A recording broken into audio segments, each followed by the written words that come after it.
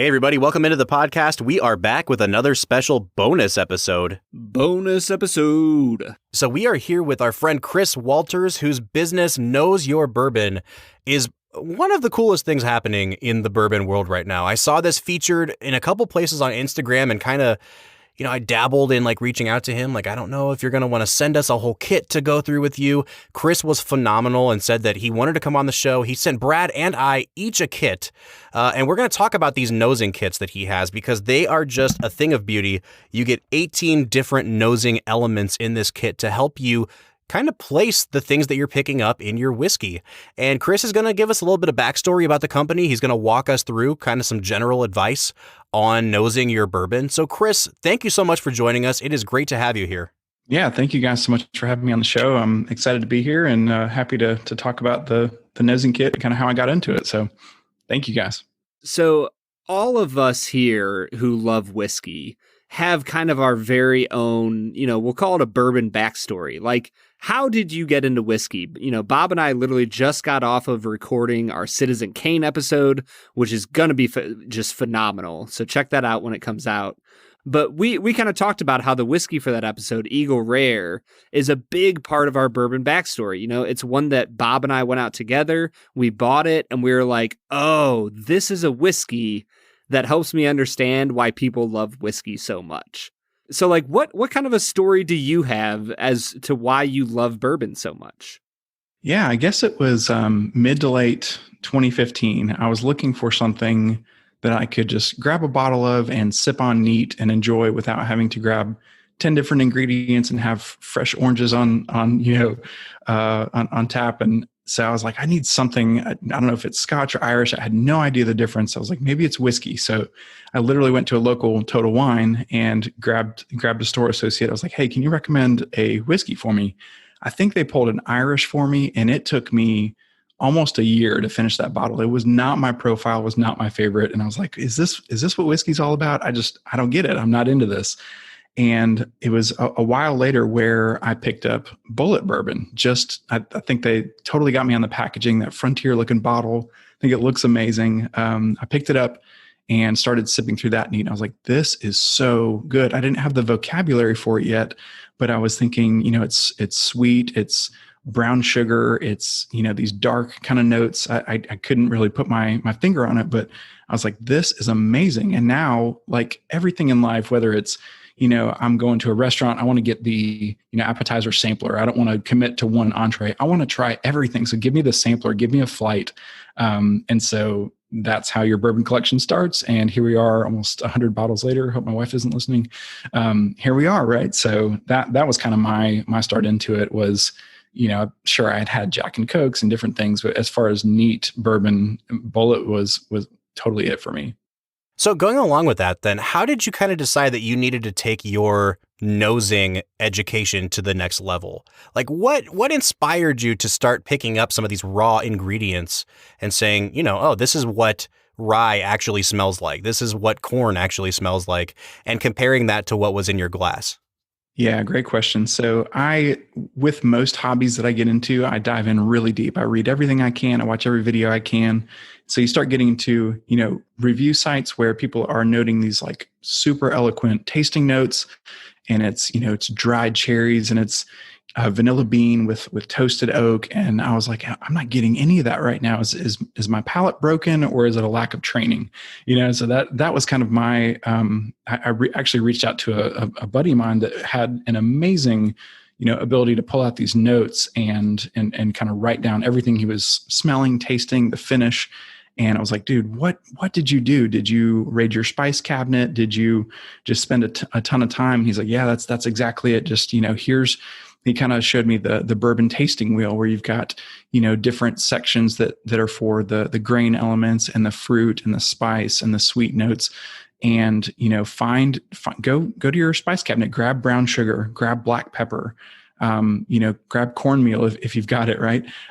Dried cherries, and start to spend time with those. And the more that you spend time with those ingredients and really training your nose to pick that up, spend time with the glass of bourbon and look for those notes in the glass. Not every bourbon is going to have that, but you might find, wow, this one has, let's start really generally. Is it sweet? Yes. Okay, great. Can we get more specific? Is it chocolate sweet? Is it vanilla? Is it honey? What type of sweet is it? Can you take it just one step further? So that was really it for me was reaching out to a friend and saying, hey, go raid the spice cabinet. But let's be really honest for a second. There's a big difference between stepping in while your wife is, baking or something and grabbing the vanilla and going, that vanilla smells really nice. And this beautiful, just gorgeous kit that is sitting in front of me right now. So tell me about how you got this business started. What made you go, you know what? It's not enough for me to know what I'm nosing. I want the world to know how to nose whiskey better. Yeah, absolutely. So version 1, which no one owns of this kit, was little bitty tin cans. I think they might be used if you're making lip gloss at home, these little thin, tin cans that are super hard to open. If you put anything like honey in them, they would stick together. They were a mess. And so that was my version 1 for myself. And I took this cool picture of kind of like a triangle of the different, elements I was working with. And I posted it on with this nice wooden table. I posted a picture of that in a couple of bourbon groups. People were like, this is amazing. What is this? Is this something that you're thinking about selling? And I was like, no, it wasn't. That wasn't my plan. But if people are interested in it, maybe I can look into that. So I knew that the tin can solution was not going to be it. My labels were all handwritten. My handwriting's awful. So I was like, I've got to figure this out. If this is going to be something I'm going to ship from Georgia, which is where I'm located, to California or Washington State, it's got to be a couple of things. It's got to make the shipment, right? It's got to actually get there without leaking. And it's got to be something that people can keep all these ingredients together. And so the search for the case was on. And I finally found the case. It was 18 little screw top containers. And even that, I guess you want to call it version 1.1, whatever it was handwritten labels, and kind of sold through maybe 75 to 100 kits of that locally in groups. Interest started to build. I was like, you know what? I need to bring a graphic designer into this because I'm not that. I have an eye for it. I know what I like and what I don't like, but I need to get some branding. I need to get a logo. I need to get a business behind this. And so I found a graphic designer that helped me put the whole thing together from the label and design side. And I couldn't be more happy with it. For those that don't have the kit in front of them, the different ingredients are kind of broken into those 5 sections that you commonly find in the bourbon tasting wheel. So if you have grain elements, corn, wheat, and rye, those are color-coded yellow to represent those. So it's a color-coded kit. You can kind of see what area each one lives in. And then it's literally just unscrew the cap, smell caramel, smell leather, and it's real genuine leather, right? It's toasted oak. And so you're smelling the real ingredient, and then you're nosing your bourbon to try to find that note in that bourbon. Well, Chris, along those lines, we're going to post pictures of the kit on our Instagram and on our social media, but can you try to paint a visual picture here? When we open the lid, like you said, there are 5 different colors going on in here. And of the 18 different nosing elements that we have, they're broken into a yellow, a green, kind of a tan, a red, and a blue. Can you tell our listeners, what does each of those colors represent and kind of break down what the 18 elements of the kit are? Yeah, absolutely. So the first section is going to be your sweet notes. So it's color-coded blue. You've got caramel, you've got vanilla, you've got honey, you've got chocolate and brown sugar. And these are not scents. These are not perfume, liquids. These are the real ingredients. So it's, authentic, real vanilla bean. It's a caramel like you would get and pop in your mouth. So it's a very sensory experience because these are real ingredients. When you pick them up, you can see them through the containers. They're a little bit translucent. You've got brown sugar. You can kind of see that texture through there. Then it transitions into the red area, which is your spices. So you've got tobacco, which is pipe tobacco, and it's probably one of my favorite scents in the whole kit. I could just smell that all day. Leather, and that's genuine leather. You've got ground allspice. You've got whole cloves, black pepper, cinnamon, and then also mint. So that's mint is a note that I get on a lot of ryes. Ryes for me either go like dill pickle or they go spearmint. And so that spearmint quality really jumps out in ryes or even high rye bourbons. I feel so vindicated right now because I picked up pickles on a bourbon with Brad like a week ago. And he was like, listen, I hate pickles. If I smelled pickle, no, I knew for a fact that there was dill pickle on this thing. So just first of all, I'm already on your team just from picking that up on whiskeys.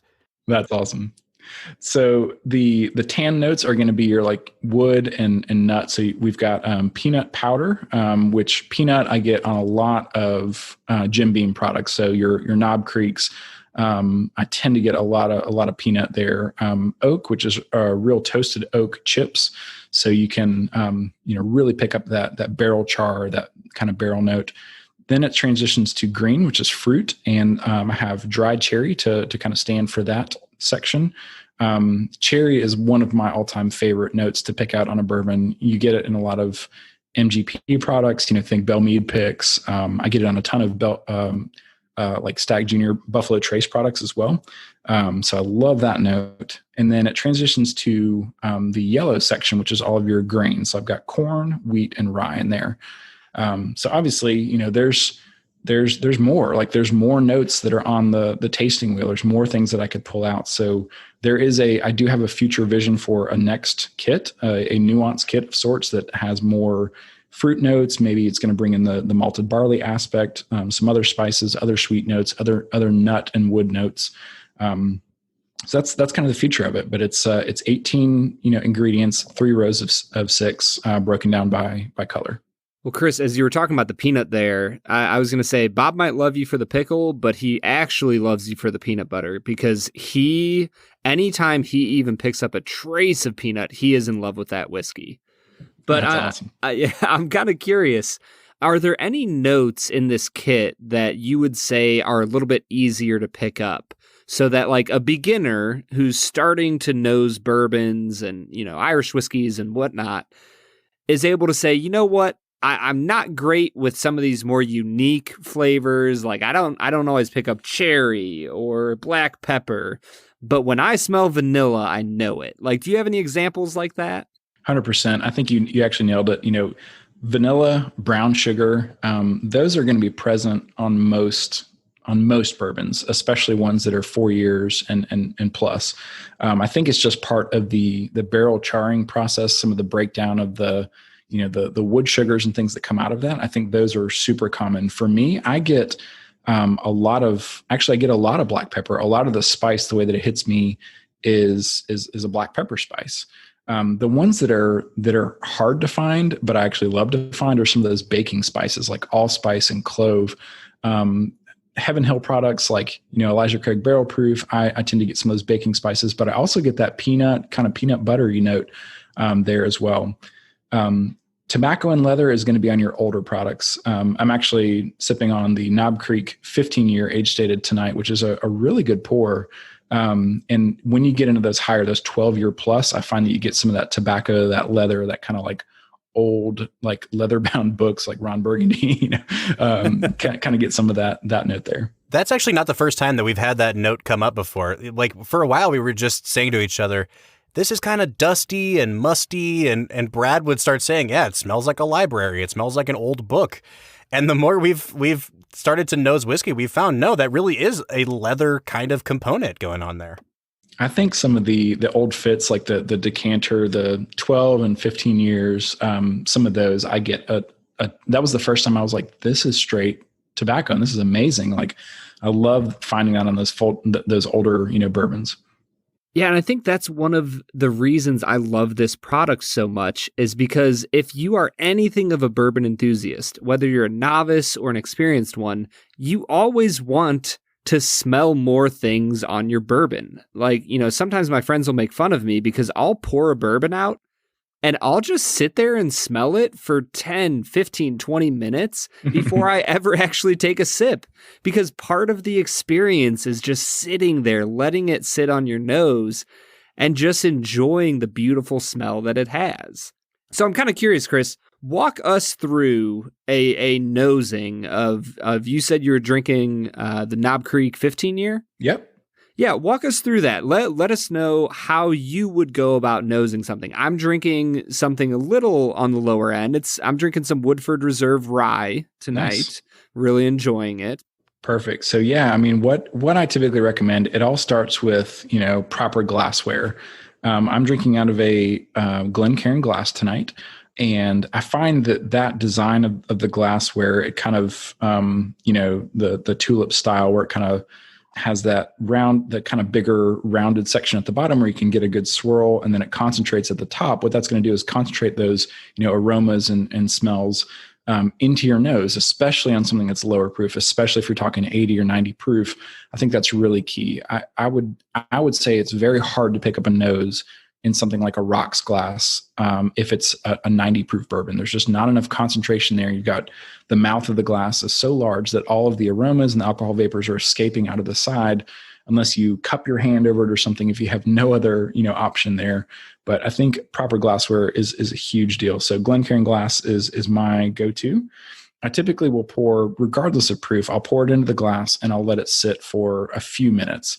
If it's something that's higher in age, I'm going to let it sit for longer because I feel like it continues to open up with time in the glass. If you pour something 12 or 15 years old and go right into it, you might get just not a lot on the nose. It might be really, really bound up and really complex, and you're like, oh, I don't know what I'm really getting there.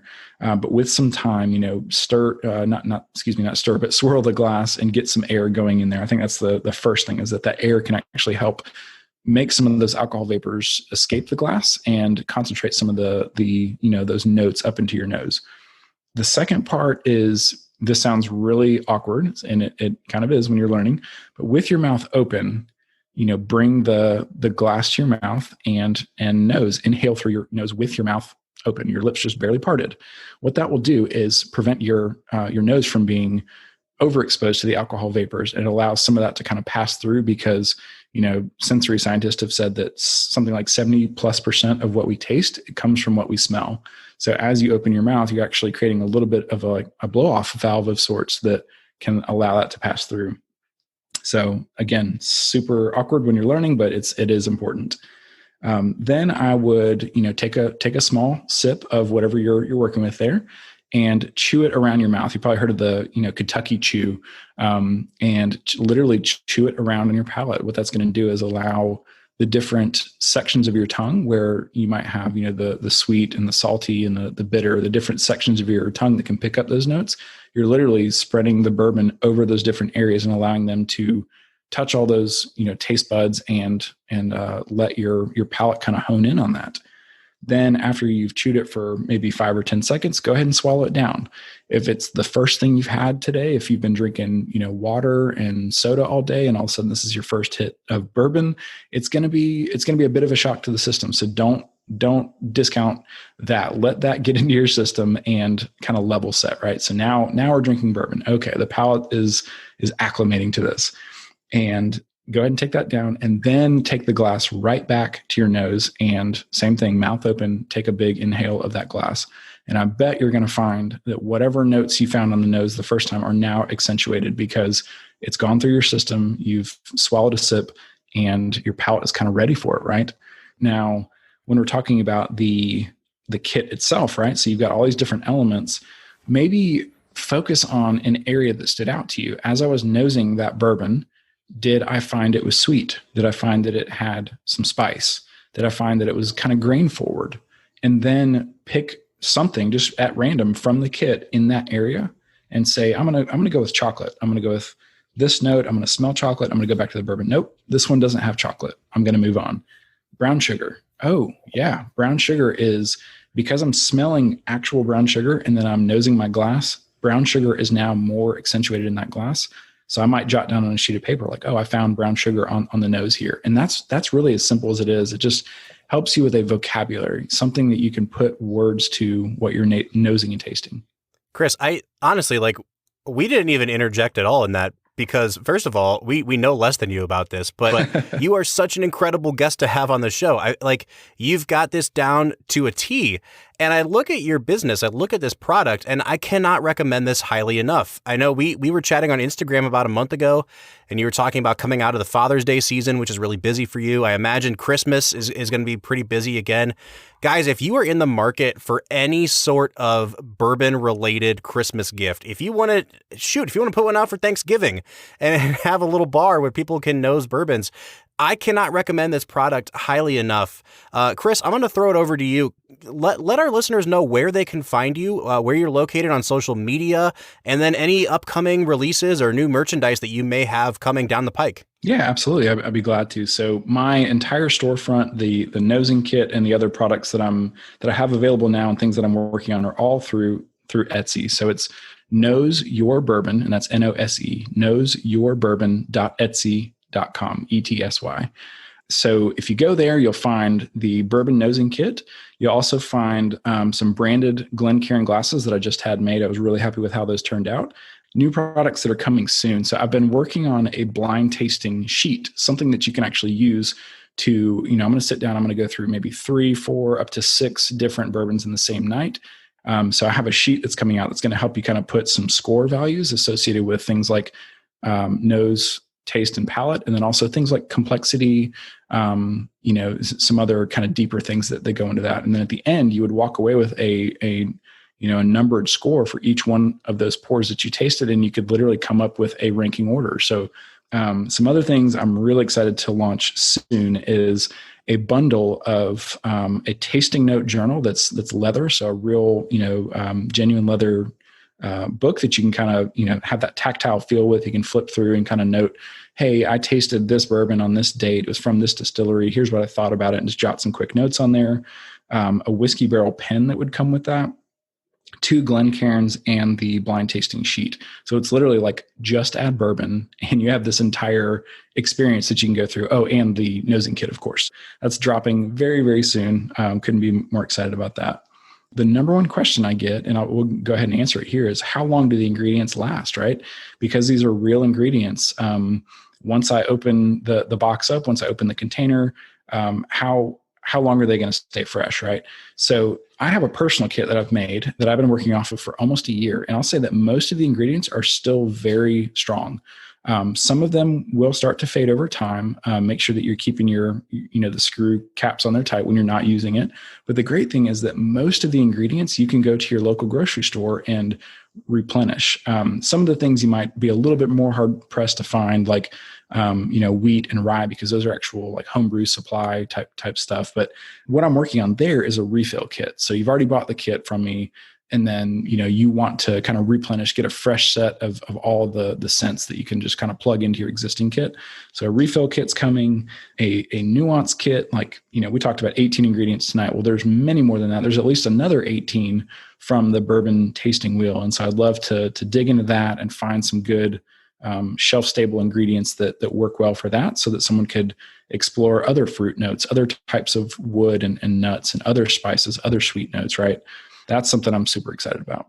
For me, the nosing journal just sounds awesome. Partially because at some point I'll be drinking an old bourbon and be like, what is this note I'm getting? Oh yes, it's my journal. Right. It's that beautiful leather journal that Chris sent me. I love it. But yeah, Chris, this is just spectacular. I'm just going to be honest right now. This might be the best interview we've ever done, and I think it's a great time to wrap it up. We are so thankful to have you. And you mentioned before the start of the episode that Film and Whiskey Nation is going to have their very own promo code on your website. Can you tell us about that? That is correct. Yes. So I've set up a promo code. It is FILM10, FILM, and then the number 10 for 10% off any order through the end of August. So that's good on the nosing kits and the Glencairns that are live now. And then, anything else, if I'm able to launch that between now and then, it'll apply to that as well. So yeah, Film 10 for 10% off any order through my store. Well, everybody, this has been Chris Walters of the business Nose Your Bourbon. They definitely get our stamp of approval. We cannot recommend them highly enough. Head over to the Etsy shop, use the promo code FILM10. And Chris, thank you so much again for joining us today. For the Film and Whiskey Podcast, I'm Bob Book. I'm Brad G. And we'll see you next time.